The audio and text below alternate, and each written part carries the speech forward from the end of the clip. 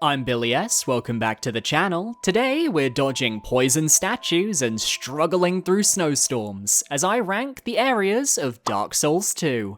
This is part 1 of my list featuring areas 29th through 16th.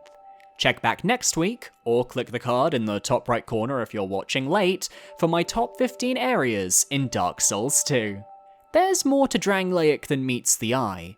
With so many unique climates and locations, it truly feels like a melting pot for every medieval fantasy game ever. There's something for everyone in Dark Souls 2. Molten lava keeps, haunted forests, a fucking pirate town. Is it because the game is all a dream, so nothing has to make sense and anything can exist? I know that was one theory floating around. Whatever the case, Dark Souls 2's areas are fascinating to me because we have some brilliantly designed locations, alongside some of the worst level design in the entire catalogue of FromSoftware's games. So let's not beat the bush, all 29 Dark Souls 2 areas ranked, and be sure to leave your thoughts down below. Where else was going to come last in a Dark Souls 2 area ranking? I do not have enough vitriol in my body to fuel my hatred for the frigid outskirts. And they really make you think you're going somewhere cool after having you hop in a coffin to reach it. Instead, you're in a periodically striking blizzard that doesn't give you a moment's rest. The Dark Souls 2 optional DLC areas were designed with co-op play in mind, and you'd summon people from the statues at the start to help you survive the harsh winter ahead. But FromSoftware now knows that if people can avoid co-op so they can be antisocial, they will do that. Dangerous reindeer will spawn to get in your way constantly, and their moveset is purposefully hard to dodge through, so you'll want to get used to killing them. By following the right wall and just running, I was able to get to Luddenzalan with about 4 reindeers attacking me throughout. But I still remember my first time in the outskirts, having despawned every single reindeer because I died that much that I had to kill them that much. I bet if you remove the blizzard in this area, it actually becomes far more bearable. Nothing is less enjoyable in games for me than when your view is obscured in a title not designed around that concept. I'm glad that they tried something new here, that's a positive. But I just don't think snowstorms are fun in Souls games. The Consecrated Snowfield in Elden Ring had the same issue for players. So maybe we just drop blizzards entirely, focus less on disorienting the player and more on challenging the player to follow a path in the storm? I could imagine a blizzard covering like a large ruin, with sconces lit on the walls, and you have to follow the correct path to progress lit by said sconces, but you're barely able to make out which direction is which due to the snowstorm. Come on, hire me FromSoftware, you know you want to. My only advice for the frigid outskirts is to just leg it forwards when the blizzard lets up, as the reindeer cannot spawn while it's clear. Other than that, stick to the right and pray, or better yet, just don't do it. Don't put yourself through it. Go do something else. Have a cup of tea. Go outside. Touch some grass. Do a death drop. I don't know. Anything else, please. Somebody at FromSoftware accidentally pressed the Ctrl-V command, because no other explanation can be found for why there are so many poison-spitting statues littering the walls of the Black Gulch. I have never in my life feared the colour green more than when entering this dank, dark, oily cavern. Lore-wise, the statues are all made by the Rotten, and he loves them. But they are one of the most irritating level hazards to handle in any game, as you can either sprint through and probably get poisoned, or take your time breaking them one after the other, fucking up your weapon's durability and wasting 15 minutes of your life. The best bonfire in this area is hidden behind a petrified enemy, which is always such a fun idea. Whoever on the B team thought hiding important items or locations or bonfires behind petrified characters and adding more of them into Scholar of the First Sin, I'd just like to talk. There are 2 character invasions from the Woodland Children, Gully and Victor, and yes, they are both so incredibly inconvenient to fight. You practically have to hug the boss fog to get a safe space away from those demonic statues, otherwise their poison will be interrupting your every animation as you fight. The path to the boss is woefully short, and if you're just rushing past the dark suckers, giant worms, and poison statues, you won't have many issues. If you want to explore the level thoroughly though, you have to drop off a cliff and find the hidden caverns below. A mysterious locked door awaits your arrival, and if you want to open it, you have to delve even deeper. There's a second larger cavern containing 2 ancient giants hidden away from the rest of the world. Killing them will not only drop the key needed for the door on the cliff, but also a soul of a giant, which you can keep in your inventory to make the Vendrick fight later in the game much easier. A fun little find that genuinely saves the Black Gulch from being the bottom location on my list. You can also find Lucatiel of Mira in a tunnel near the start of the Gulch, though I forgot where she was in this playthrough. Can you find Lucatiel of Mira? Good luck. Just beyond Shulva Sunken City lies a brief optional complex of tunnels. This is Cave of the Dead, the second of the 3 co-op DLC areas on my list. And what an annoying area this is. The cavern may be small, but it's lined to the brim with poison and petrification statues along the wall that will hit you. Combined with a series of fast-moving, hard-hitting enemies that call this place home, and you're dealing with an area that is just as bad as the Black Gulch. You'd think that with such a condensed area, it would be ranked lower, but once you know the path through Cave of the Dead, it isn't as daunting as like the frigid outskirts, for example. There are braziers below you can light if you want, which I did in my playthrough to signify the correct way out of the first room you drop into, only for you to enter a long corridor populated by more statues, giant worms, enemies, and oh yeah, clusters of poison and petrification statues that move. What is wrong with you, B-Team? They really thought that difficulty aligned with how many status ailments can we fire at the player, not stopping to think that perhaps petrification isn't the fun co-op mechanic they thought it was, given it can lead to a cheap death if you get hit enough times, which isn't that hard in this area. You can see why it's so hated. It's not helped by an NPC gank boss at the end, though bosses don't factor into my area rankings. But if they did, Cave of the Dead would actually be 28th and not 27th. However, once you know the boss run back, it's easy enough and way less tedious to get through given its smaller size.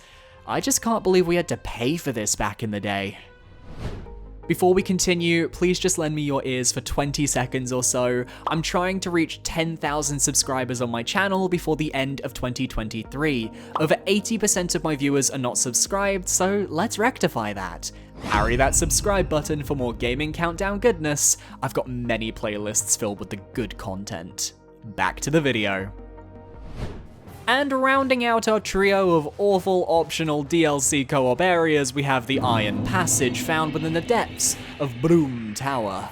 The moment you enter the area, you have 2 options. 1, take the lower path and run the enemy gauntlet, or 2, take the upper path, pull the lever, attempt to reach the gate at the far side before it shuts, fail, and then run the enemy gauntlet.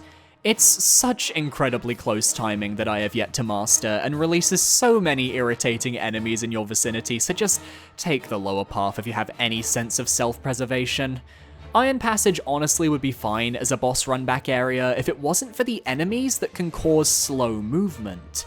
A few mages on the upper levels figured that if you run slower, you'll get hurt more. Without that caveat, you could easily run past most of the enemies in the passage, making it to the boss without much issue as long as you heal at the right spots. But the design philosophy of these areas denotes that you must suffer an awful mechanic to get what you want. And in my case, if you watched my boss ranking video last week, you all know I love the blue smelter demon, so I really am suffering to get what I want here. Similarly to Cave of the Dead, both areas have a quick boss run back once you know the route, but Iron Passage just barely edges it out on the totem pole because there are no status ailment afflicting statues waiting to petrify you right before the boss door. A part of me wishes I could explore the Iron Passage more, clear the enemies out, and actually see what the upper half of this area looks like, but I don't have the patience, nor do I particularly want to indulge in that psychotic portion of my brain. Every once in a while, you'll run into an area in FromSoft games that is just pure filler.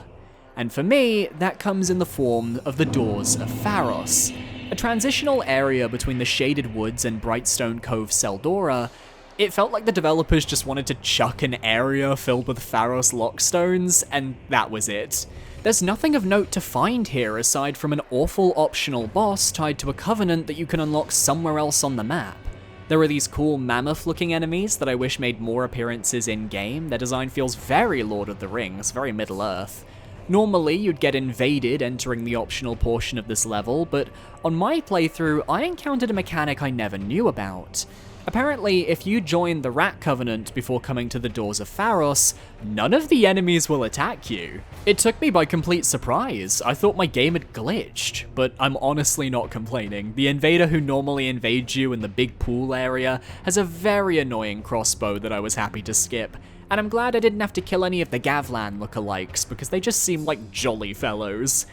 Enemies only started attacking me again after I killed the boss of the area. Such a weird experience. At least the aesthetic design of the Doors of Pharos is interesting to me. It keeps it from really bottoming in my list, but I still find this area to be complete filler. After seeing areas like No Man's Wharf and Earthen Peak, which served as the transitional area between their routes' respective first area and final area respectively, it feels even lazier. Next up, the sister location of our previous entry, the Grave of Saints takes everything I mentioned about the Doors of Pharos and admittedly applies it here. In almost every playthrough of Dark Souls 2, I always end up at the Grave of Saints before the Doors of Pharos, as I tend to leave Freya till last out of the four lords because of my arachnophobia. So this area just feels more natural to me as the introduction to the Rat King Covenant. It's far shorter than the doors and feels more aesthetically accurate to a location that rats would really make their nest in. Burrows dug up, sconces littering the walls, rat statues around every corner, and a ton of Pharos lockstones that have absolutely no meaning whatsoever. If you came here second after doing the Doors of Pharos and joining the Rat Covenant there, the enemies here will also be non-hostile, hence why I would rather do it the other way around because the previous area has a way worse enemy selection to deal with. There's not really much to say about Grave of Saints outside of all of this. I find it a more aesthetically correct area for its purpose, the Covenant, and that's literally the main reason it ranks higher. It's a nice extra path down to the gutter too, seeing as you'll likely need to go through here if you haven't unlocked Laddersmith Gilligan and his 12,000 soul ladder. The only tutorial area in a Soulsborne game to not feature a tutorial boss of any kind, Things Betwixt is such a non-entity. Ironic, given it's literally the limbo between the outside world and Drangleic. And yet when I think about Dark Souls 2, this area does pop up vividly. I have fond memories of awakening from the fall in the intro cutscene in that beautiful gazebo, of wandering the sparsely green landscape, heading closer and closer to the giant crack in the wall at the far side. The Firekeeper Hut is an iconic location from Dark Souls 2, and nothing feels worse than getting absolutely roasted by the crones chilling in their vacation home hideaway with their Handmaid's Tale looking servant. There's the optional path leading to the singular ogre that I'd challenge to defeat on every new playthrough to prove how good I am at the game, but then you get to the actual tutorial part of the level and it just feels a bit lazy. You can either skip this area entirely and just run to Majula, or you can go through a couple of minorly interesting rooms that ultimately give you no real payoff beyond unlocking the Crow's Nest. For strength builds, it's worth doing this, as the Demon's Great Hammer is a potential item you can obtain by trading petrified somethings to the crows, and it's very good at bonking enemies when you're able to wield it. What annoys me about Things Betwixt is that between the 2014 release and Scholar, they decided to lock the final third of the area behind a petrified enemy. It's not like there's anything of note back there beyond the gender-changing coffin, so why do this in the first place? It gives new players this assumption that something good must be back there, but then it's just cosmetics instead. You can get invaded by the Pazua on that very same beach, but I didn't really bother because I didn't want to kill the ogres as I had no reason to use the coffin. Instead, I spent my time lighting all the sconces so I could fight an invader, satisfying that lighting every flame actually does something. This area does a good job of teaching players the controls, I'll give them that, but it really needed a boss to tie things together, which is ironic given I feel this game has too many bosses for what it is. I debated on whether to include the Throne of Want as an actual area on this list, as it's just an extension of Drangleic Castle. But at the end of the day, you can't access it on your first visit to the castle, and it technically fills the role of the kiln from the first game, so even though it's a glorified boss run, I'm counting it. The stone path leading down towards the throne is pretty unique, I'll give it that. Not the most intimidating of approaches, since I'm not a fan of how open and rectangular the actual cavern around the path is, but I like walking past the lit torches and approaching that giant fog gate in the distance. I don't include bosses in my area rankings, but boss arenas are fair game, and I admittedly feel this arena is a complete letdown compared to every other FromSoft final boss arena. It's a semicircle with a large drop-off point, yet it feels like there's nothing grand or striking that makes me think, wow, what an endgame boss arena. It's just a large room with a dusting of ashes on the sides of the walls. The throne itself is locked behind a door that can only be opened with the giant's kinship, but it's a far cry from the other kilns in the other games, which are these crazy open spaces that feel intimidating. By comparison, locking yourself in a tiny room on a throne beneath the earth nobody will know about kinda sucks. The lore is why this area beats out those below it though, the lore of the throne being tied to Nishandra and Vendrick, which I went over in my Dark Souls 2 boss ranking videos, link in the top right corner, I'd check those out for more details. And since y'all are probably curious, I always walk away from the throne in Dark Souls 2. I like the idea that my character is just so disillusioned with how frustrating the game can be, that he wants no part in perpetuating the cycle. Just beating the final area of the game are the other final areas of the game.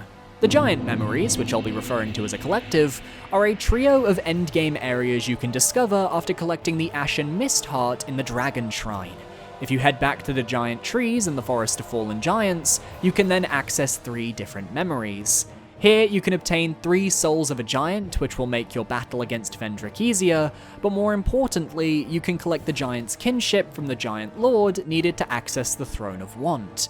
My favourite aspect of the Giant Memories are that they take place in the Forest of Fallen Giants as the Siege of the Giants takes place. You get to traverse areas you've already explored, but now from a completely new perspective, seeing how things ended up the way they were. My favourite being the giant head outside the Pursuer boss fight in the present that can absolutely one-shot you in the Giant Memory if you're not careful.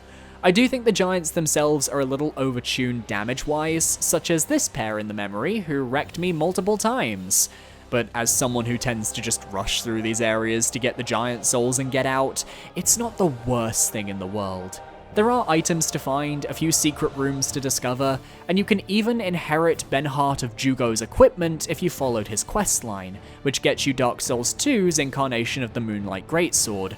No idea how he made it into this memory, I don't know the lore behind that, somebody tell me down below. But this area ranks quite low on my list because I'm not the biggest fan of how Dark Souls 2 endgame plays out in general, and I feel this is such an obtuse way to progress the game.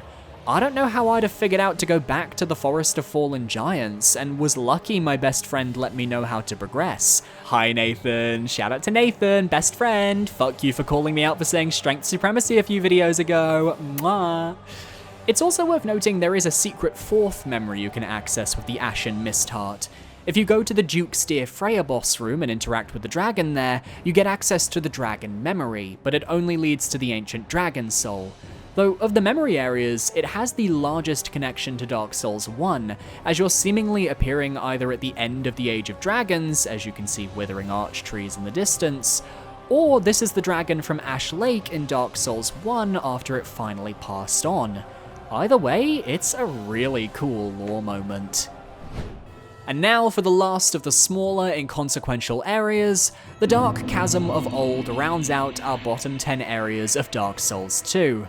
If you haven't heard of this area before, I don't blame you. It's part of the Pilgrims of the Dark Covenant questline which leads to the Dark Lurker boss fight. Here you meet Dark Diver Grandal in 3 locations, the Black Gulch, the Shaded Woods, and under Drangleic Castle.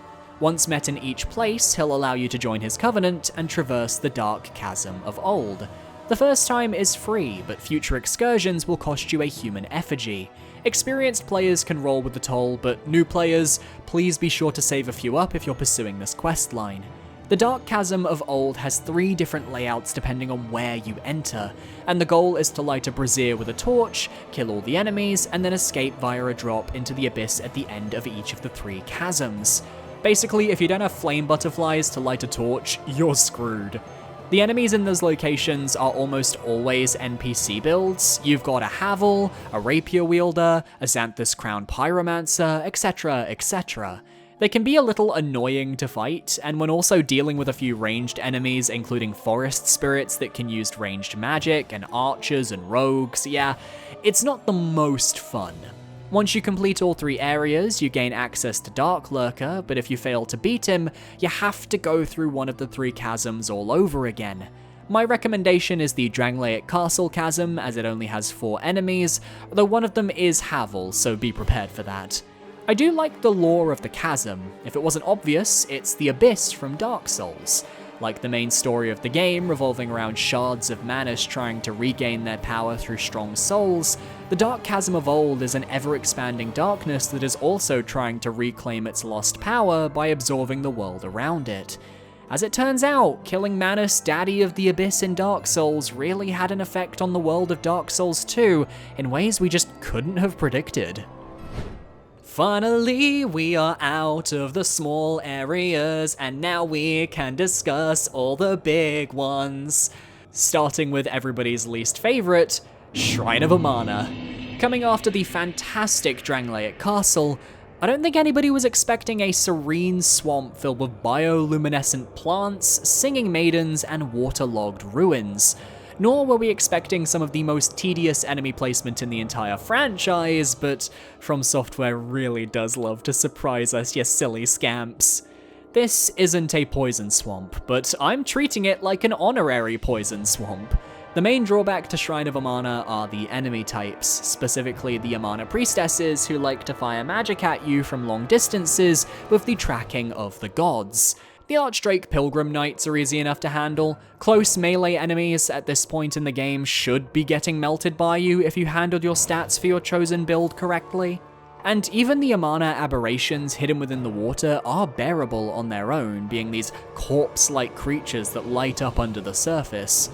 But those mages, man! With Scholar of the First Sin's awful proximity-based aggro ranges, it's like every single mage is firing at you all at once, and you can't get a moment to breathe. The stretch of level between the second and third bonfire is genuinely some of the worst level design in the franchise. You've got mages firing at you the moment you leave the safety of the bonfire, there are underwater aberrations who are hard to spot that will aggro you if you get close, and while the mages fire at you, a large knight will aggressively chase you down. Going past the ruins, more mages and more mages appear until you reach the next Milfanito hut, and then there's just a giant expanse leading to the cavern with the third bonfire, with tons of mages and Archdrake pilgrims with no cover to protect you from the mages' fire. You just have to play extremely aggressive, and it's a 50-50 chance if it'll work in your favor. And every death forces you to do this whole sequence again, which is annoying because it's so easy to die. There are a couple of optional paths for extra items, and a door leading to Vendrick's soul if you've beaten the Vendrick boss and are human, as well as a special Milfanito shrine at the far end of the area after the boss that you can only get through while hollowed, though I got my ass absolutely handed to me on a platter by the pyromancers who set up shop there. It's just not fun to play through. If we had more cover to hide from the mages and more ruins to explore as opposed to just wading through empty lakes, Amana would feel so much better to traverse, which is a shame because aesthetically it's one of my favorite areas in the game. You know, I originally thought that No Man's Wharf would be higher on this list. I hold the area in high regard as such a unique location in any of the Soulsborne games from an aesthetic perspective. It's a pirate cove, complete with a ghost ship, taverns with sleeping soldiers, and a whole host of terrifying dark dwellers in the crevices hidden from the light. Though it used to be a prison port where they'd cart off all the undead who couldn't fit into the cells of the Lost Bastille. It has a couple of nice, interesting shortcuts, is a rare area with a winding path towards the goal of ringing the bell to bring the ship to port. You can meet Carhillion of the Fold here in case you're a mage build, as well as your first potential meeting with Lucatiel of Mirror, either near the bonfire in the original game, or in a house in the town in Scholar of the First Sin. The issue, much like everything in Scholar, is that there are so many enemies that can lock onto your presence from so far away that you have to manage them expertly, otherwise you'll have the whole town bearing down upon you when you least expect it. I know when I played the 2014 base game all those years ago, this area was far more manageable enemy-wise. It also introduces doggos into Dark Souls 2, and that is the true first sin. I think No Man's Wharf suffers from just being a bit shorter than most of the other areas on my list. It has a lot of density, and I love the progression path taking you around the whole port, but there's not necessarily a lot to find outside of a fragrant branch of yore and Gavlan, who can sell poison-based weapons in the Ring of Giants. There's also a Pharos Lockstone here that just lights the area up. It's supposed to scare the upper level Dark Dwellers, but if you have a torch, you'll do fine. I think what I'm learning is that I just want From Software to make a pirate game in a similar vein to Sekiro. Come on, From Software, you know you want to. The true poison swamp of Dark Souls 2. I've decided to lump Harvest Valley under the Earthen Peak brand because, let's be real, it's the same area with the same aesthetic, same dangers, just with two very distinct segments. The first half of this area is a poison smog-filled series of quarries, littered with dark-wielding giants that you have to travel through in order to reach the main tower. It's fairly easy to just rush through Harvest Valley, talking with Cloanne as you go, aside from the brief segment where you have to open a gate near some desert pyromancers, enemies that are surprisingly good at one-shotting you if you're not careful. I do appreciate this design decision though. If you want to explore the Poison Mist, you can go nuts, but if you want to just get to Earthen Peak, it's pretty simple, and the only real danger are a few more pyromancers along the way.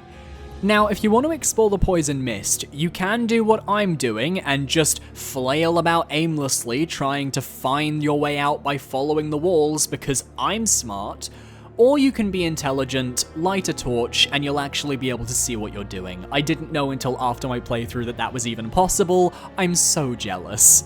There's also the hidden Sunlight Covenant off the beaten path here, which is just such a weird spot for one of the most iconic covenants in Dark Souls. Gives me Sunlight Metal farming flashbacks. Oh god.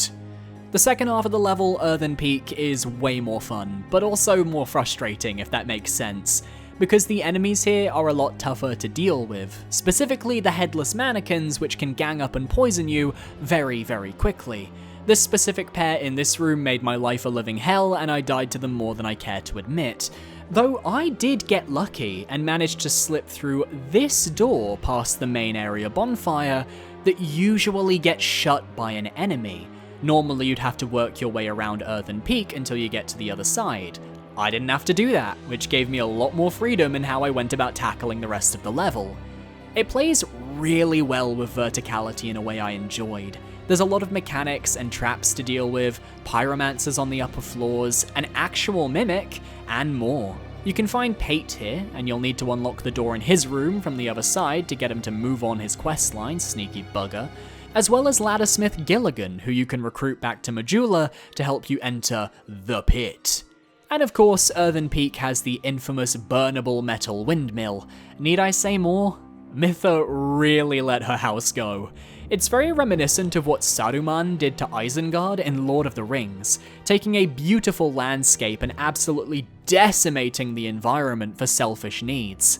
If I didn't die here so much due to enemies I don't enjoy fighting, it'd probably be higher, but I suspect nobody's going to mind Earthen Peak sitting down here on the list. The final area I'm ranking today, missing out on my top 15, is Aldia's Keep, an endgame area that is locked behind a king's door in the Shaded Woods. The former home of Aldia, Scholar of the First Sin, is filled with the dark machinations of his experimentation. Everything in here feels wrong somehow. A giant dragon skeleton, halls lined with mirrors like that of the Looking Glass Knight, complete with enemies that can break free from their confines to attack you. An ominous series of "don't you dare" messages that when you light the torches causes red phantoms to spawn and chase you. A hallway filled to the brim with cages containing monsters, mimics, ogres, and more. A hidden room containing a prowling magus, some enemies, and a large host of mimics. Jump scares that will kill you if you're not careful. A room of corrosive acidic sludge that will destroy your equipment. The list goes on. It's an eerie location to explore your first time through, but on future playthroughs, it becomes a simple corridor to run through to get to the Dragon Shrine. There's just not much of note in Aldia's Keep, and I feel like they could have really ran with the idea of this experimental funhouse of sorts. Picture this. We could have had a progression system similar to the Prison of Hope in Demon's Souls, forcing you to deal with Aldia's progressively more fucked up experiments while searching for keys to unlock more of the keep, ultimately leading to the Guardian Dragon. Instead, what we got is a significantly less interesting, but still fun area to explore. There's an invasion with Lucatiel's brother, Aslatiel of Mira, that's fun, as well as Royal Sorcerer Navlan, whose questline asks you to kill various NPCs. Though, as it turns out, you can collect all the items he wants without killing if you do a bit of research. And if you followed Lucatiel's questline, she'll see you at the area bonfire where she bequeaths you her armor set. Truly tragic. Why did nobody ever tell me the hardest aspect of this level were the monsters outside, though? And that's the first half of my list complete. Apologies that this video is another two-parter. I want to ensure I've got enough time to get started on my Dark Souls 3 playthrough for footage before Tears of the Kingdom hits and sucks all my free time away. So please look forward to next week's video. If you enjoyed, consider subscribing. Every little helps, and I love making these videos for you guys, genuinely. My social links are on screen now, feel free to follow where you feel comfortable. I'd recommend my Twitter. A massive shout out to my Patreon supporters, you guys are amazing. It's still crazy to me that people want to support me even when I can't offer any exclusive Patreon rewards, so thank you so much. I'll see you next time. Adios.